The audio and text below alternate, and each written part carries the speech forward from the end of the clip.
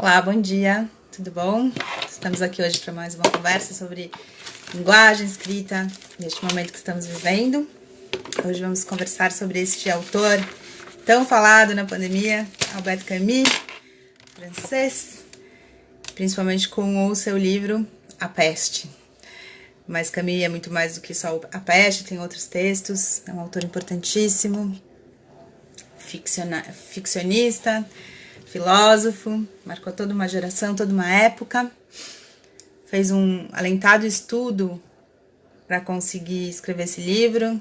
O Zé Luiz está aqui, vamos conversar com este leitor voraz, não só do Camus, como de muitas coisas. Agora, seu Ortega, você precisa pedir para entrar, senão você só vai me ouvir falar, o que não faz a menor graça.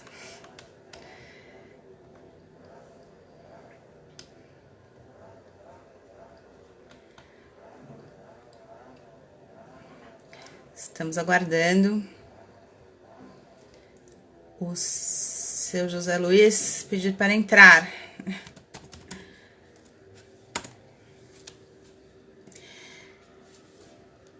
Zé, é bem fácil, tem esses... A hora que você entra, aparece para você pedir para participar, só você clicar.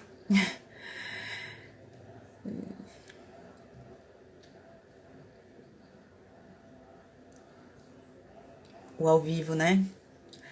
O ao vivo é muito ao vivo. Aê, conseguiu.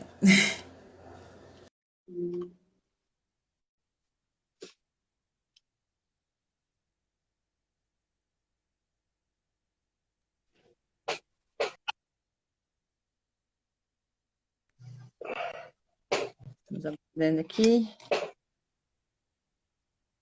Tá me ouvindo, Gravou. Zé? Você me ouve? Tá preto.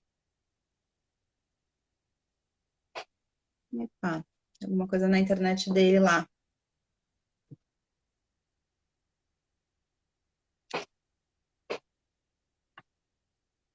Zé, você tá escutando? A gente tá tudo preto essa tela. Eita. Pior que o meu WhatsApp web também tá funcionando para avisar ele. Zé, tenta sair e entrar de novo. Tira do Wi-Fi. Ele vai entrar de novo. Quando às vezes as pessoas deixam no Wi-Fi, não, a live não aguenta. Pois é, cadê ele? Ele estava tentando entrar. Mas, olha aí, vamos ver agora. Vamos ver se entra agora. Ortega, cadê você? Eu vim aqui só para te ver, ótimo. Zé, se tiver no Wi-Fi, tira do Tá me ouvindo? Wi-Fi. Eu tô te ouvindo, mas não tô te vendo. Espera aí que eu vou resolver isso de algum jeito. Se você tiver no Wi-Fi, coloca no uso de dados lá no 4G. Paula, como é que eu faço para ver minha imagem aqui? É porque tá ruim, Zé. A gente É? veria a sua imagem. Você tá no Wi-Fi? Não, eu saí, tô na conexão de dados normal. Ué, Você acha melhor ir pro Wi-Fi? não. Você tá perto do... Eu não sei, eu não sei. Normalmente é assim tão simples. Eu tô te ouvindo, só não tô te vendo. Curioso, eu tô te vendo bem. É, que coisa louca. E tá virando o negocinho aqui. Aconteceu isso com uma menina só, uma vez, porque a conexão dela tava muito Quer que ruim. eu entre? Quer A que eu gente tente ouvia, entrar de mas novo? vamos lá, senão a gente faz só a Hum, voz, o que vai ser uma tá pena, bom. mas aconteceu isso uma vez. Vamos lá, vamos mais uma vez. As internets por aí, né? Nosso problema no nosso país. Use suas mágicas, ele é um mágico, né? Vamos ver se ele consegue desta vez, senão a gente vai só ouvir o Zé e não vê-lo, que é estranho, mas ele saiu, vai entrar, tentar de novo. Ao vivo é com emoção, né? Sempre, né, gente? Nem sempre, normalmente é mais só a voz, não. Pois é, mas o que eu vou fazer? Vamos ver, vamos dar uma rezada aí para dar certo. Tá, Mercúrio está retrógrado, segundo a Marília, que deve explicar tudo. Querido, não está entrando sua imagem. Tem algum jeito de configurar para ativar a câmera? Talvez o Instagram não tenha autorização para usar a câmera. Sei lá. Todo mundo entra aqui e dá para ver todo mundo. Eu não sei o que tem no seu aí. Não sei se alguém que está por aí entende de tecnologia. Aconteceu uma vez, mas porque a conexão da menina estava ruim. Ops. Mas foi uma vez só. Eita, o que você fez? Estava virado para o outro lado. Eu acho que era isso. Tudo bem, Paula. Puxa vida, quanto tempo. Tudo, e você? Tudo Ufa, jóia. estamos aqui. Conseguimos. Mesmo com Mercúrio retrógrado, segundo a Marília, Mercúrio está retrógrado. Olha, obrigado por esse convite. Quero agradecer você antes de tudo. E acho importantíssimo esse trabalho que você está fazendo. Com essa obstinação e essa disciplina. Uma live todo dia, Paula, pelo amor de Deus. Há 2 meses, pelo menos, você está fazendo isso diariamente. Sim, entrevistando as mais diversas pessoas, falando com professores, falando com biólogos, poetas, mágicos. Tem sido um alento nesse momento, né? É a minha janela para o mundo aqui. Tenho aprendido bastante e revisto meus amigos. Acho bem legal isso que você está fazendo, de conectar pessoas. E uma coisa interessante, eu não consegui ver todas as suas lives, mas eu tenho visto algumas. A da bióloga, a da peste na antiguidade, que me surpreendeu por saber que Sócrates era um militar, uma formação militar perfeita. Eu pensava que ele era um filósofo fanfarrão. Mas gostei também. Bom, temos visto muitos militares fanfarrões também. Exatamente. Que não me escutem, que não me escutem. Eu gostei muito da menina dos pães, como aumentou na pandemia o ato de fazer o pão em casa e quão simbólico é isso, um ato de cultivar a vida, você tem que cultivar um fungo por meses, né? Quantos assuntos, meu. Muito legal. Vamos entrar no nosso agora. Vamos. Bom, você é um leitor voraz de Camus, há muito tempo que eu sei, cultíssimo, por isso eu te trouxe, né? Queria dizer que tem esse olhar do leitor. Muitas vezes, quando eu chamo as pessoas que eu conheço que gostam dos autores, elas falam, mas eu não sou especialista. A ideia aqui tem um olhar do leitor, e sem o qual os textos não ficam vivos, né? Eu queria que a gente começasse pensando um pouco por que Camus, por que A Peste já ficou como um livro paradigmático, assim, da pandemia. Claro que é uma referência direta à peste, mas tem outros, né? Por que este livro exatamente você acha que foi tão assim, enfim, tão paradigmático nesse momento? O que tem nele de específico para que isso aconteça na sua visão? Olha, você sabe que a primeira vez que eu li A Peste, eu tinha uns 20 e poucos anos, e eu li com a perspectiva que me incitaram a ler, que era, olha, a peste é uma alegoria do nazismo.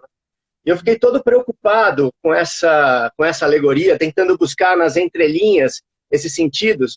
E eu não li o livro propriamente como A Peste mesmo. Agora eu aproveitei para relê-lo em época de pandemia. E, Paula, é surpreendente. A gente, como o livro, ele descreve todas as etapas que nós vivemos até agora.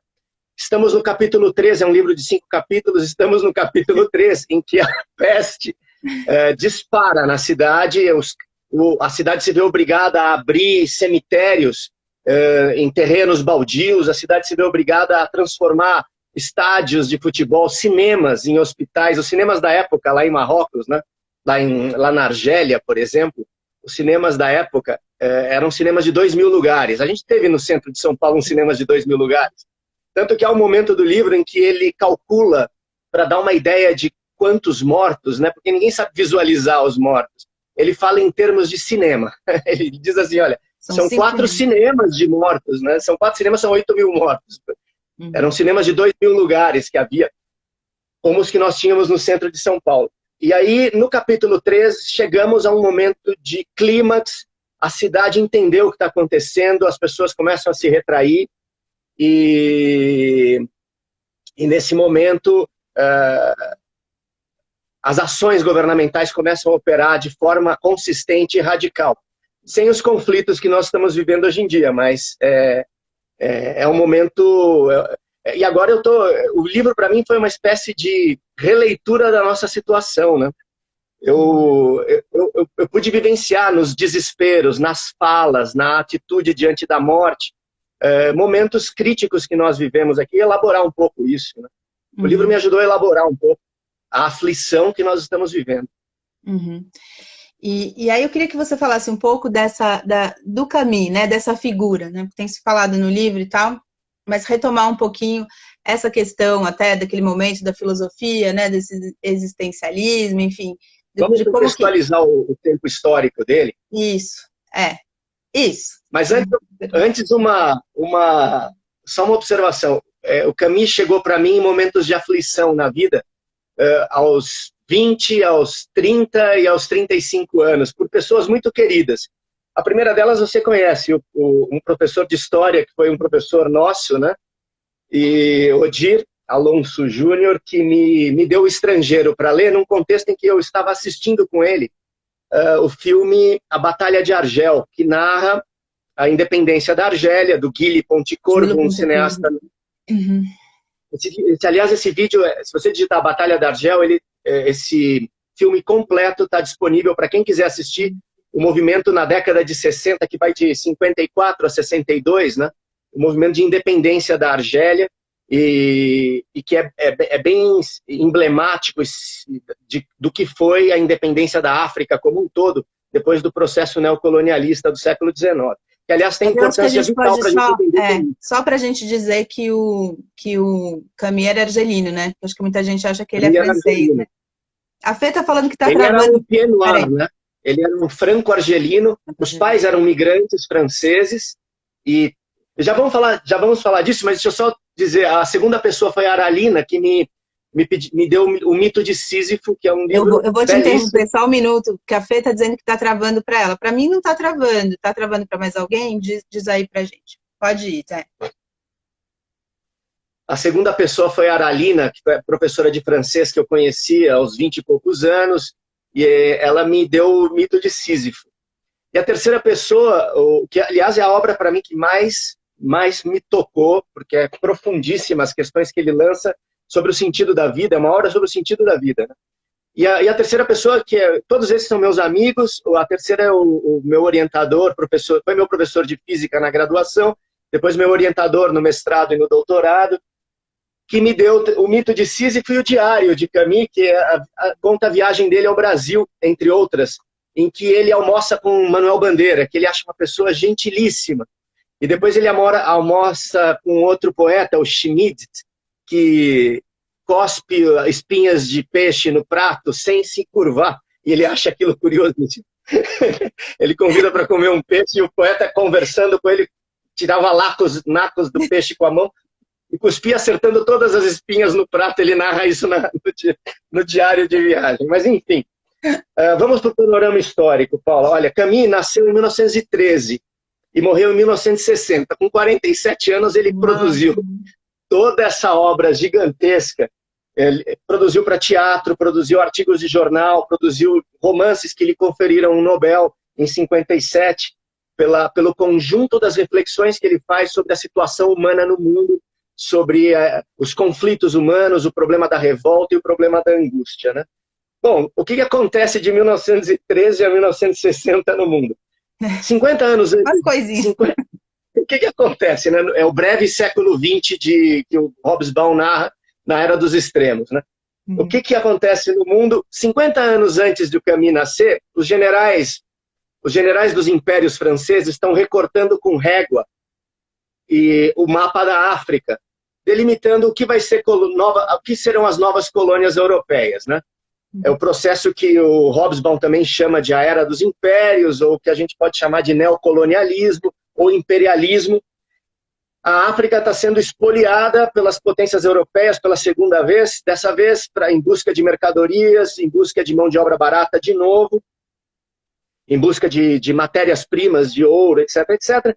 E aí a Argélia, que é um naco gigantesco da África, acho que é o maior país da África, começa ali no Mediterrâneo, bem embaixo da Itália e da Espanha, assim, se você... E aí ela tem um largo litoral no Mediterrâneo e é recortado com linhas retas, eles formam quase um trapézio que engloba o litoral, as montanhas e o interior do deserto saariano, né, que são as 3 regiões assim da Argélia. Então, Camille nasce, aí a França começa a levar, a montar colônias ali, montar cidades, e os pais de Camille vão, os avós e os pais de Camille vão nessa toada para lá. E aí eles trabalham, como a Argélia tem vinícolas importantíssimas, né? Os pais trabalham em vinícolas como camponeses contratados, né? E o tio dele era tanoeiro, fabricava barris de vinho e tudo mais. Tanoeiro, nunca ouvi essa palavra. Tanoeiro. Eu fui procurar no dicionário, eu aprendi agora essa palavra, vou confessar logo. Eu tinha lido em Manuel Bandeira e não tinha dado interesse, menor importância, passei batido na época do vestibular, mas agora ela veio de novo para mim. Mas, enfim, tanoeiro, fabricante de barris. Aí, Paula, ele, em 1913, nasce, e em 1914 estoura a Primeira Guerra Mundial, que é resultado desse processo de partilha do mundo. O mundo inteiro vai sendo recortado novamente pelos ingleses, pelos alemães, italianos e tudo mais, e isso cria uma situação instável e de um frágil equilíbrio geoestratégico, geopolítico, que estava para explodir a qualquer momento. E em 1914 explode com um Camille com 1 ano de idade, o pai dele vai para a guerra e morre lá já em 14, né? A mãe desesperada e o tio vão cuidar desse menino como podem, o Camille passam por situação de penúria, passam fome, tentam se organizar da forma que podem. Camille vai para a escola, tem a ajuda de um professor que acha interessantíssimo as falas desse menino e o estimula muito. Aí, o que acontece? Primeira Guerra Mundial, 1917, Camille, com 4 anos, explode a Revolução Russa. Então, veja, a Primeira Guerra Mundial instaura o absurdo na história da humanidade. Nunca se viu mortandade em tamanha monta, nunca se viu frieza humana em tamanha monta, o uso de tecnologias militares completamente inovadoras na humanidade para a guerra, e aí você tem pestes, você tem mortes e tal, uma situação que põe a vida humana em questão. Qual o sentido da vida humana? Qual o valor de uma vida humana? Isso daí vai marcar Camille profundamente. Revolução Russa. Quando a vida humana não tem valor, o que leva as pessoas a se conformarem com isso ou se revoltarem com isso? Né? Aos 4 anos de idade, as revoltas na Rússia.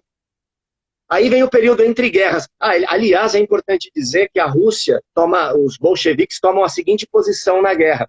Eles pedem paz, pão e terra. Falam, a gente não vai lutar pelas potências imperialistas. Eu não vou lutar com um africano que eu nem conheço para garantir os interesses de um imperialista aí que também não me interessa, né? E aí eles saem da guerra, forçam a saída da Rússia da guerra, e isso que dá a eles muita legitimidade na Revolução. E aí vem o período entre guerras, a guerra acaba em 18, né? Para falar do Camille, ele conta a história do século XX. Este é José Luiz Exatamente, o Camille ele é o pensador do século XX, cara. Bom, pensa, com 4 anos de idade, ele já viu tudo isso. Aí, em 18, com 5 anos, acaba a Primeira Guerra Mundial, a Alemanha, despedaçada no processo, perde suas colônias, é obrigada a devolver territórios, pagar dívidas pesadíssimas, entra numa crise violenta, e é nessa crise que você tem a ascensão do nazifascismo. Aliás, eu tenho uma nota de dinheiro aqui, original, de 1923, Paulo, 2 milhões de marcos alemães. Uau! Do período inflacionário da Alemanha. Uma nota de 2 milhões é ótimo, vale 2 milhões. Fala aí, uma nota de 2 milhões. Uau! Com data de 1923, que é desse período, e é o período em que Hitler propõe a recuperação da Alemanha. E ele, de fato, consegue isso, o que lhe dá o poder que deu, entre outras coisas. Né? Aí, Camille vai se tornar adolescente e jovem, de 20 anos, nessa época, em que ele vê a ascensão do nazifascismo. E aos 22 anos de idade, ele já está escrevendo num jornal. contra a ascensão do nazifascismo. Ele já está politicamente engajado, vai participar do partido, vai aderir ao Partido Comunista e vai lutar contra. Ele vai fazer parte do grande movimento de resistência, né? Jovenzinho, né? Depois vem a Segunda Guerra Mundial, de 37 a 45, e depois, na década de 60, termina em 45, aí o período pós-guerra, em que Camus produz grandes obras, só que aí ele faz uma crítica aos socialistas e aos comunistas, ao próprio movimento existencialista do qual ele fez parte. Briga e aí com vem o Sartre e Simone. E aí ele fala, olha, eu não quero saber de vocês, eu não vou defender stalinismo, não vou defender nada disso que vocês estão defendendo, eu vou lutar pelo meu povo agora que me chama. E aí ele vai participar da Batalha de Argel. Ele vai participar, ele monta um jornal para defender os interesses dos árabes, para defender os interesses... Eu imagino o Camus, quando criança, brincando, ele diz, né, eu fui preservado da miséria e das guerras pelo sol e pelas praias de Argel. Porque nos momentos piores da vida, ele ia com os amigos dele para uma praia deserta e eles estavam tomando sol e sendo iluminados por dentro. Porque ele fala que o sol de lá ilumina você por dentro, não há escuridão dentro de você. E ele ficava imerso num gozo e numa alegria infindáveis. Acho que é por isso que o Estrangeiro começa com aquele sol, né? Não, toda a obra dele, você vai encontrar sol em algum lugar, mas Estrangeiro Agora, olha o que ele diz, Paula, quando... Ele diz uma coisa belíssima, que o sol o ensinou a relativizar a miséria e a história. E a história o ensinou que nem tudo está tão bem embaixo do sol, né? Ele diz assim, a miséria impediu-me de acreditar que tudo vai bem sobre o sol e na história. E o sol ensinou-me que a história não é tudo. Isso ele escreveu aos 22 aninhos, na obra O Avesso e o Reverso, O Avesso e o Direito, que é uma obra em que ele lança um olhar sobre figuras sociais fragilizadas, né? Ele olha um velho que é esquecido pela família, que não tem mais diálogo, um mendigo, ele olha pessoas em situação de fragilidade extrema, ele sempre teve esse olhar. Eu imagino ele, quando criança, convivendo com os filhos dos árabes, por isso que ele compra a luta dos árabes e não a luta dos franceses, apesar de ele ser um pied noir, né? Um pé negro. E aí ele diz assim, ó, olha uma fala de um senhor, né? Tão bonita, né? Ele diz assim, contava suas pobres aventuras, era um velhinho que queria chamar a atenção das pessoas e falava, no meu tempo as coisas eram melhores. Ele contava suas pobres aventuras, bobagens supervalorizadas, cansaços que ele celebrava como vitórias, não media silêncios no seu relato e, com pressa de dizer tudo antes de ser deixado, retinha do passado o que achava próprio para comover seus ouvintes. Novamente só, não ser mais escutado é o que é terrível quando se é velho. E aí, aos 22 anos, ele escreve poesias aqui, né? Ô Zé, só uma coisa, no seu breve relato do século XX, você não falou só a data que ele vai para a França. Paula, ele tem dois momentos, né? Tem vários momentos em que ele vai para a França. Agora, ele vai no contexto da Primeira Guerra Mundial e ele vai... E no pós-guerra ele faz uma longa jornada, aí no pós-guerra ele vem para a América. Deixa eu só ver se eu anotei a data de quando ele vem para o Brasil. Não anotei, Paula. Tudo bem. Ele vem para o Brasil na década de 50, alguma coisa assim. Uhum. Ele já tinha acabado de escrever A Peste em 47, quando ele viaja para a Europa, viaja e tudo mais, né? E aí ele vem para o Brasil, tanto que A Peste é traduzida por Graciliano Ramos, eu não encontrei essa tradução. Adoraria ter a tradução do Graciliano, imagina. Todos esses escritores, eu tenho obras de Dostoiévski traduzidas por Raquel de Queiroz, né? Coisas desse tipo. Pô, imagina ter uma obra de Camus traduzida por Graciliano. E aí é depois de 47 em 48 que ele começa a vir, e ainda era a guerra. Peraí, não era a guerra. Era guerra, pós-guerra. Onde é que ele se junta aos existencialistas? Porque ele se junta aos existencialistas na guerra. Uhum. Então tem um período antes e depois um período depois em que ele vai para a França para um novo ciclo de debates. Aí depois ele vai ganhar o Nobel em 57, né? Ele ganha o Nobel pelo conjunto da obra dele. Então são momentos, ele viaja antes, durante a guerra, depois da guerra e no fim e perto dos anos 60 também. São os períodos em que ele está na Europa. Tá, peraí, agora vamos... Ufa! Muita coisa. Breve relato do tempo aí, do mundo inteiro que ele deu. Deixa eu só pontuar as notas, ó. 1937, ele tem 24 anos, ele escreve O Avesso e o Direito. 41, ele faz o jornal Combate com 28 anos. 42, ele escreve 2 livros sobre o absurdo, O Estrangeiro e o Mito de Sísifo. O Mito de Sísifo é filosófico e o Estrangeiro é um romance. 44, a peça de teatro Calígula, com 31 anos. 47, A Peste, ele está com 34 anos. 49, ele faz o seu diário de viagem, então é quando ele está viajando, passa pela Europa, pelos Estados Unidos, pelo Brasil. 51, Homem Revoltado, que é o livro em que ele acerta contas com o existencialismo e com o comunismo, estabelecendo uma ruptura. Ele fala, não é possível a liberdade ser instaurada nos padrões de violência que vocês querem. E aí, Sartre, fiel ao partido, rompe com ele. Simone também. Em 56, aos 43 anos, ele escreve A Queda, que é um livro sobre... É um livro que a Maria Rita Kell tem um livro sobre o ressentimento, né?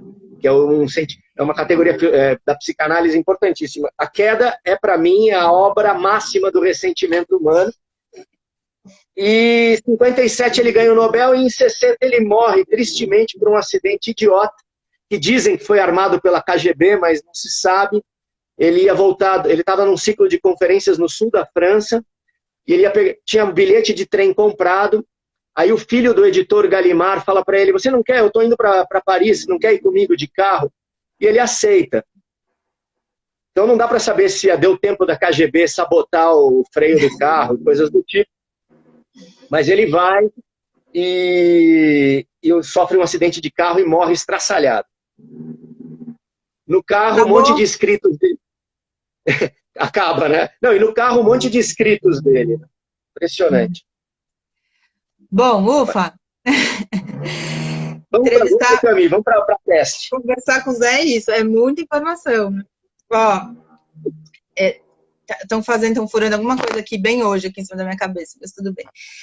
Eu queria que a gente retomasse um pouco, né, essa ideia do existencialismo, né, no qual essa questão filosófica é tão importante, e ele é relacionado a isso, apesar de ter brigado depois e saído, a gente pode falar um pouco sobre isso também, né? Onde que a peste entra aí, e disso tudo que você está falando do Camus, essa visão, né? Qual é essa visão existencialista? O que isso exatamente quer dizer e como é que isso se dá na obra e na peste, na obra dele em geral e na peste? É importante lembrar que a peste é publicada depois que ele manifesta e funda a sua obra filosófica fundamental, que é o Mito de Sísifo. A pergunta do Mito de Sísifo é: Camus é filho da revolta e filho do absurdo, né? Como a gente viu nesse breve século, são revoltas humanas e o absurdo da condição humana.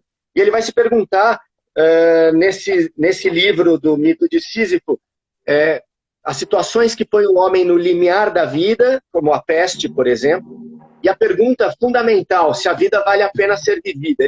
Ele até diz na obra Mito de Sísifo, Paulo, ele diz assim: só existe um problema filosófico realmente sério, que é o suicídio. Julgar se a vida vale ou não vale a pena ser vivida é a pergunta fundamental da filosofia. O resto, se o mundo tem 3 dimensões, se o espírito tem 9 ou 12 categorias, isso vem depois. Eu nunca vi ninguém morrer por um argumento ontológico. Galileu, que sustentava uma verdade científica, abjurou dela com a maior tranquilidade assim que viu sua vida em perigo. Em certo sentido, faz bem. Essa verdade não vale o risco da fogueira. É profundamente indiferente saber qual dos dois, se é o Sol ou a Terra, que gira em torno do outro. Isso é uma futilidade. A pergunta fundamental é se a vida vale a pena ser vivida. E a peste joga a humanidade o tempo inteiro no problema: eu vou poder viver? Eu vou conseguir viver? Meu Deus, eu estou perdendo as pessoas amadas. Sabe essa situação que nós estamos vivendo de não poder se despedir dos mortos? Uhum. Como é descrito pelos jornais, que uma vez que você entra no hospital, numa situação de gravidade, vai para o respirador, você vai para um caixão lacrado e depois vai para uma vala comum, né? A gente teve inúmeros casos desse. A peste de Camus, no terceiro capítulo, isso está acontecendo numa profusão gigantesca. Né? Uhum. E aí o Camus, por que chama mito de Sísifo? Né? Sísifo é um torturado pelos deuses. Ele é o mais esperto dos mortais, dizem. Né? Ele é um trapaceiro, Paulo. Ele engana, ludibria todos os deuses. Daí ser torturado como foi. Ele engana Zeus várias vezes, ele engana Hades, escapa da morte, prende a morte e ninguém mais morre, sabe? Faz coisas desse tipo. E quando ele realmente morre na vida dele, que ele goza profundamente, ele é levado ao inferno para sofrer o martírio do trabalho sem sentido, que é eternamente levar a pedra para o alto da montanha e a pedra volta a rolar. E aí o Camus fala, olha, não há coisa mais sem sentido do que um trabalho desse tipo, e quando você não sabe por que está fazendo, e o trabalho não se resolve e tudo mais. Minha mãe usava esse termo para se referir ao trabalho doméstico, que é sisífico, sem sentido e repetitivo. Na pandemia, mais ainda, né? Porque é só o que a gente faz o dia inteiro, né? E cozinha, e come, e lava, e passa não, que ninguém passa nada, que a gente só fica de pijama. Mas só põe uma camiseta para live, só. Então, assim, essa questão da existência... Tá muito barulho, você tá ouvindo esse barulho que tá aqui? Não. Eu ouvi agora um ruído. Tem alguém com uma furadeira no meio da... Maravilhoso. Mas, enfim, então essa questão do existencialismo seria isso? Essa questão de você pensar até que ponto a existência humana tem sentido, tem valor, e isso se refletir na obra dele como um todo? Quando ele rompe com essa questão do existência, ele rompe com isso, ele passa a ter um outro tipo de pensamento, ou, na verdade, ele rompe só com os caras? Com a radicalidade disso, ele não rompe, porque, assim, o existencialismo põe duas coisas. Primeiro, sabe aquilo, não importa o que fizeram de você, mas o que você faz com o que fizeram de você. Ou, falando em termos técnicos, a existência precede a essência. Assim, o que sou eu em essência? É algo que eu vou construir ao longo da minha vida. Uhum. E outra, não há nenhuma predeterminação, não há um Deus que vá dizer o que você é em essência, não há um destino, não há nada. É você no mundo absurdo, em relação com outros homens, tentando construir-se como ser. E contra tudo, e tendo tudo contra você. Né? Pelo menos é a história que Camus viveu. Né? Pô, ele perde o pai na guerra, a Argel está devastada, ele está na miséria, e ele vai encontrando nas relações humanas amparo, solidariedade. Aliás, esse é um termo fundamental para Camus. O papel do escritor em épocas de crise é amparar as vítimas da história. Ele não deve estar ao lado daqueles que fazem história, mas aqueles que são vítimas, e ele vai se pôr rasgando com todo o seu coração ao lado dos sofredores. Né? Isso é... Bonito. Aí, só para complementar, então, Camus, esse aspecto existencialista, ele leva até o final. Onde ele rompe com os existencialistas? Ele rompe no aspecto político de que, quando ele faz a crítica ao comunismo, ele já inclui, os existencialistas estavam se alinhando com os comunistas, e ele fala, essa liberdade não pode ser fundada no horror e na opressão. Ela tem que ser fundamentada em laços de solidariedade e resistência. A luta não é só terror. A outra coisa que ele diz eu acho que a filosofia de vocês tende muito ao abstrato e esquece das dimensões mais singelas da vida humana. Quer dizer, você pode fazer o que você quiser, você é livre, isso vale para vocês, mas não vale para os pobres. E aí ele se indispõe um pouco com Sartre, né? Um pouco não, eles brigam, eles rompem definitivamente.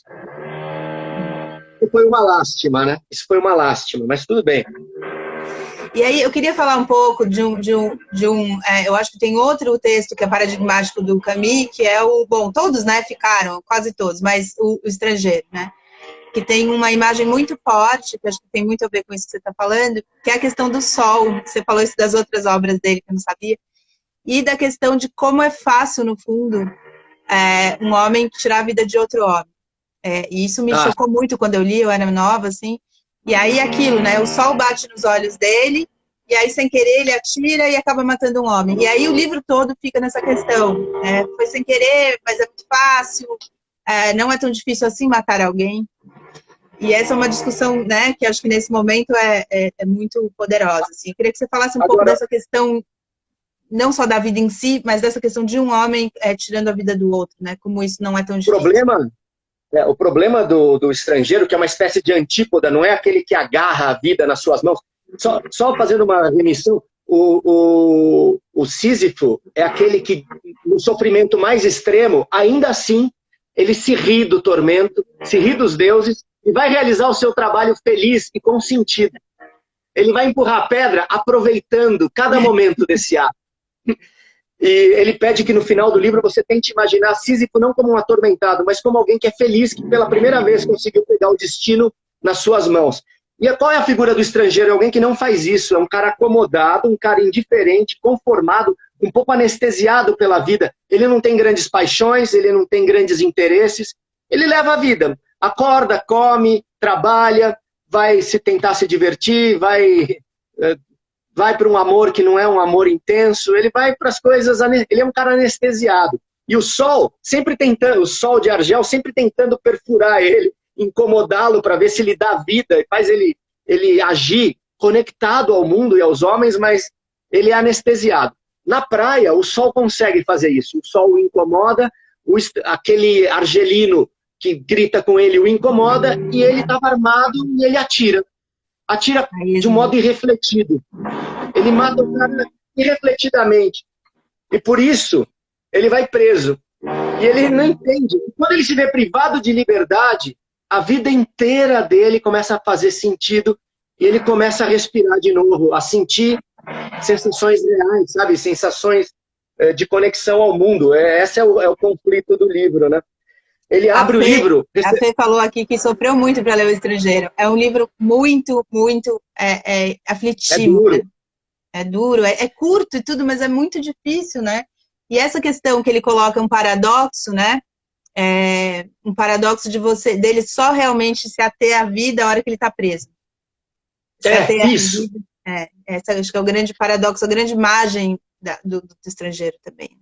A gente tem dito isso muito nesse período de pandemia, né? No momento em que a gente está isolado, a gente reconfigura os nossos padrões de consumo, reconfigura os nossos padrões de desespero, de tédio. Antes você ficava entediado, vou sair, vou a uma padaria, agora você não vai. Então lide com o seu tédio, releia um livro, reveja não sei o que. Ou transgrida, né? O existencialismo coloca sempre 4 questões para você. Transgrida e morra. Adequação, crime, loucura ou suicídio. Você sempre tem de responder um desses 4. Ou você se adequa à vida, ou você se revolta contra a vida e vira um criminoso, ou você se enlouquece. A loucura é uma opção. Ou você se mata. Então, adequação, crime, loucura ou suicídio, né? Coisas básicas. O microcontexto, está falando algum paralelo com Raskolnikov, do Dostoiévski? Eu acho que Dostoiévski é o pai do existencialismo. Isso está para ser escrito, é uma tese, hein, Paula? Alguém precisa dar conta disso. Já fiz mestrado, doutorado, já, pelo amor de Deus. Vai fazer o seu pós-doc. Não, já tem meu Todos os paralelos que você fizer com Dostoiévski, que foi profundamente lido por Camus, por Sartre, você não comete erro algum. Eu acho que a raiz do existencialismo está na leitura que esses senhores fizeram de Dostoiévski e a atualização que eles fizeram de Dostoiévski para reler o século XX. Né? Uhum. Olha como ele abre O Estrangeiro, com a morte da mãe. Hoje mamãe morreu, talvez ontem, não sei bem. Ele tá quase anestesiado com a morte da mãe. Recebi um telegrama do asilo, sua mãe faleceu, enterro amanhã, sentidos, pêsames. Isso não me esclarece nada. E aí ele não sabe o que fazer com a morte da mãe. Para ele é um incômodo, mais do que um sofrimento, né? E aí, com a perda da liberdade, ele entende a morte da mãe, ele relê a mãe, ele atualiza a mãe. É uma coisa bonita, né? Mas precisou perder a liberdade. Mas ele é sumamente alguém, Paula, seco com o mundo, sabe? Uma atitude de não me importa, individualista. E superar o individualismo é uma luta do existencialismo, né, como um todo. Na peste, isso fica claro também, no primeiro momento as pessoas negam a peste. O capítulo 1 é o capítulo da negação. Então, começam a aparecer ratos mortos na rua. Uma pessoa fica doente, mas ninguém está nem aí, vamos continuar indo, vamos... Né, até que os esgotos começam a vomitar ratos em profusão. O que era 1 ou 2 ratos que aparecem mortos na sua sala, numa lixeira próxima da cidade, de repente são 200, 300, 10 mil ratos. Quando chega a essa proporção, a prefeitura se vê obrigada a usar tratores e caminhões para remover as montanhas de rato da cidade. Ele faz uma alusão aí à peste. Na primeira leitura que eu fiz, esses ratos que começam a brotar são os nazistas que começam a surgir, contaminando a cidade de ódio, né? Mas na releitura que eu faço agora, vendo que Camus foi um estudioso da peste medieval, da peste na antiguidade, das pestes na Primeira Guerra, ele faz muita alusão à peste bubônica, que é uma peste transmitida por ratos. Os bubões são inchaços, são bolas vermelhas que aparecem nas regiões onde você tem gânglios, nas virilhas, embaixo dos braços e tal. E ele descreve as pessoas ficando inchadas nos bubões, né? Depois febres altíssimas e dores intensas, de você dar urros durante a noite e delírios, né? É uma morte muito dolorosa. A nossa da nossa pandemia é por asfixia. Nossa, né? Não, Zé, outra morte dolorosa. A deles é por febres altíssimas e hemorragias. Zé, e quando... Só uma parte, o microcontexto está falando, alguém dirá que é só uma pestezinha, né? Tem de tudo. Mas o que como é que você sabe que ele estudou tão profundamente as pestes? Tem isso em outros livros, em outros... Não. Pelo próprio livro, Paula, lendo resenhas do livro, eu descobri esse estudo, mas no livro você o vê falando de algumas pestes importantes da história. Há uma peste no capítulo... Eu só vou fazer uma breve passada dos capítulos, aí eu vou parar nesse capítulo. Ó, capítulo 1 Professor. é o ruído. A cidade se vê com os primeiros casos de morte. E aí a prefeitura decide decretar a quarentena. Quando ela realmente vê que ela está em peste, eles fecham a cidade. No livro 2 são as medidas de isolamento e o crescimento dos casos de pessoas contaminadas. Aí eles fecham as praias, fecham tudo, ninguém mais pode sair de casa. No livro 3 é o pico. Começam a surgir as valas comuns, os hospitais de campanha e as pessoas e o desespero humano. De ninguém mais pode se falar.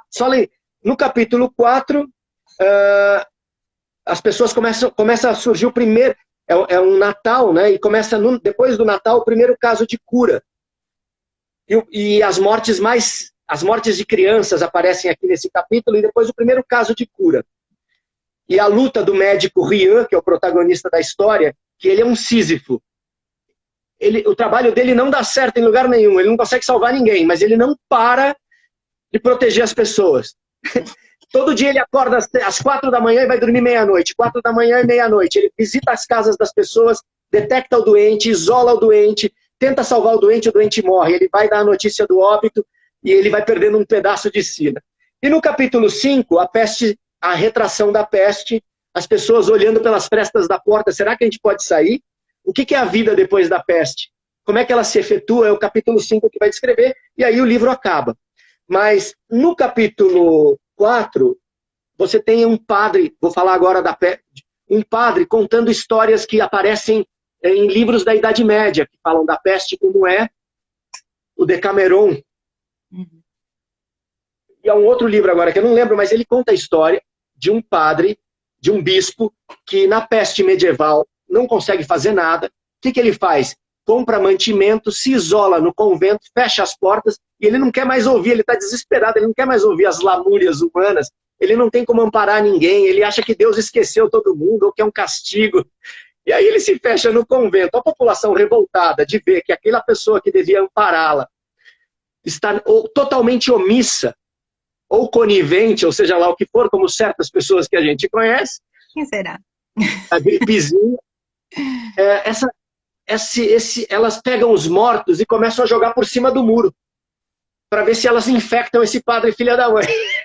Isso é uma história medieval. há inúmeras referências a essa história dos camponeses sendo abandonados e das pessoas na cidade sendo abandonadas e indo aos castelos, jogar os mortos lá dentro. Falar, ó, tá aqui, você não quer olhar por nós? Jogam os mortos lá dentro para contaminar as pessoas, né? E isso aparece, o padre, que no segundo capítulo faz um discurso falando, isso é um pecado, nós estamos pagando, é uma expiação, todos vocês devem olhar para a vida de vocês. Faz um discurso completamente destoado, em vez de amparar as pessoas, ele as culpabiliza, e Camus é inclemente com os padres, ele não perdoa um padre nunca. Ele mostra um padre completamente na contramão da sua função no mundo.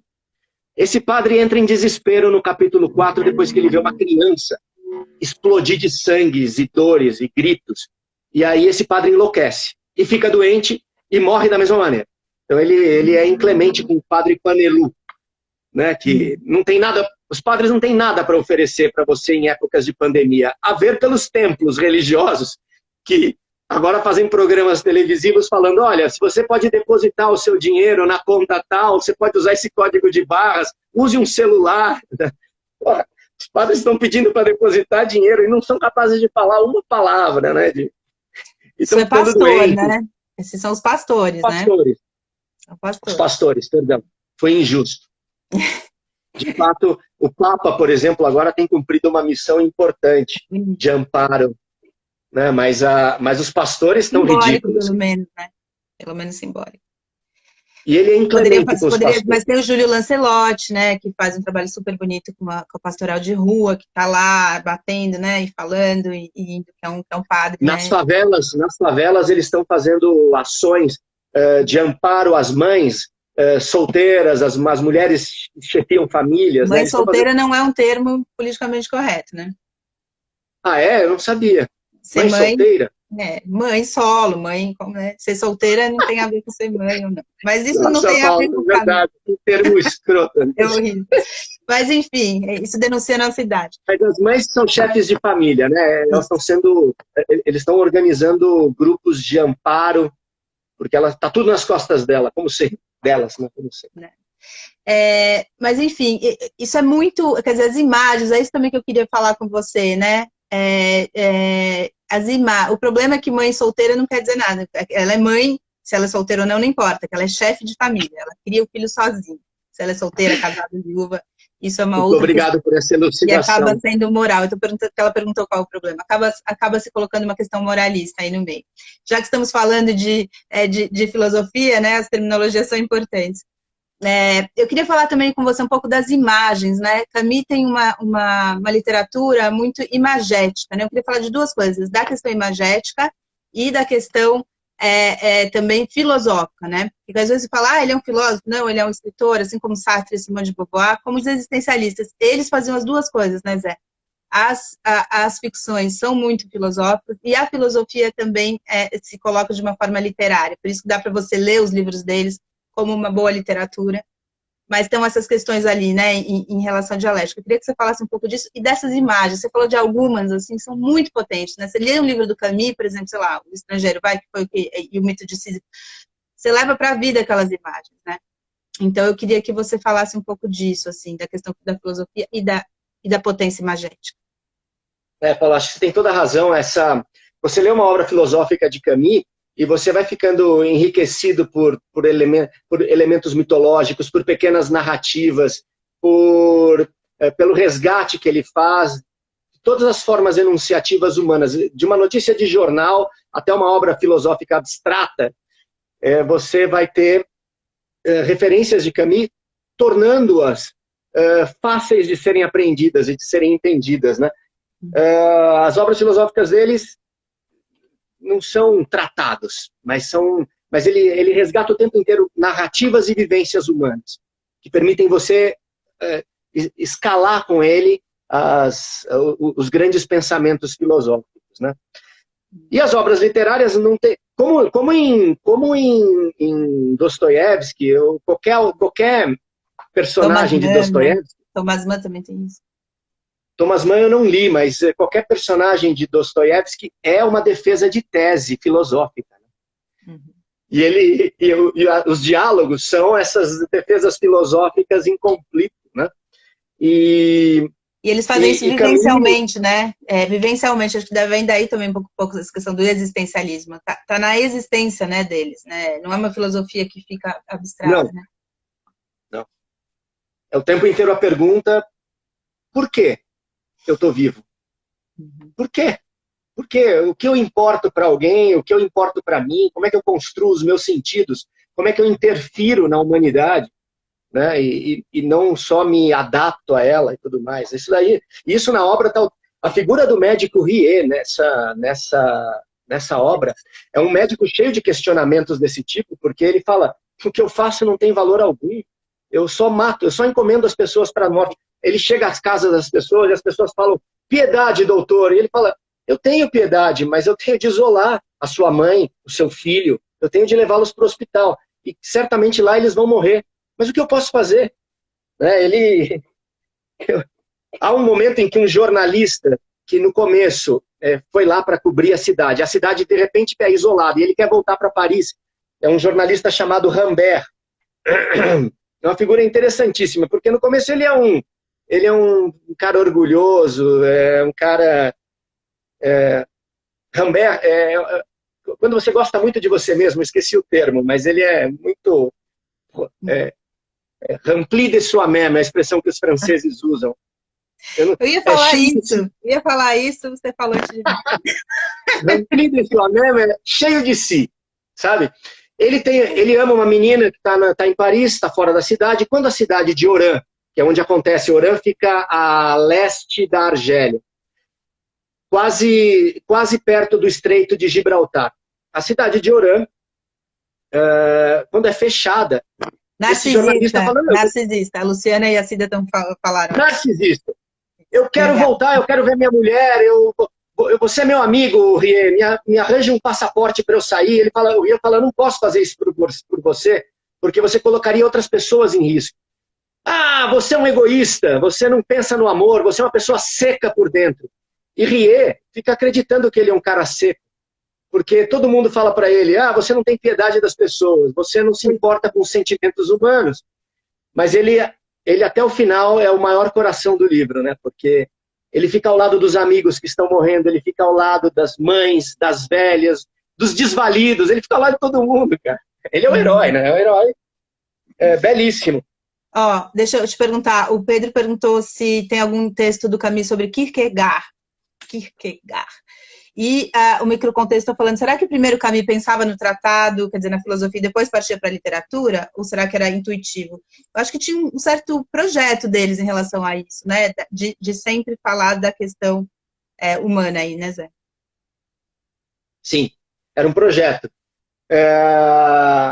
O projeto de levar o humano ao seu aspecto radical. É entender a religião como produto do humano, como uma criação humana, é entender o amor, todos os nossos sentimentos, são produtos de uma história humana finita. Mudou essa história, em outras épocas as pessoas sentiram de outro jeito.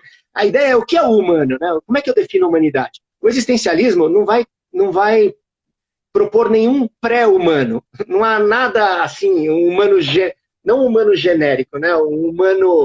Não há um humano que eu vou buscar no biológico, um macaco que é comum a todos nós, não. Ele fala assim, o projeto humano é um projeto de futuro. O humano é algo que se constrói.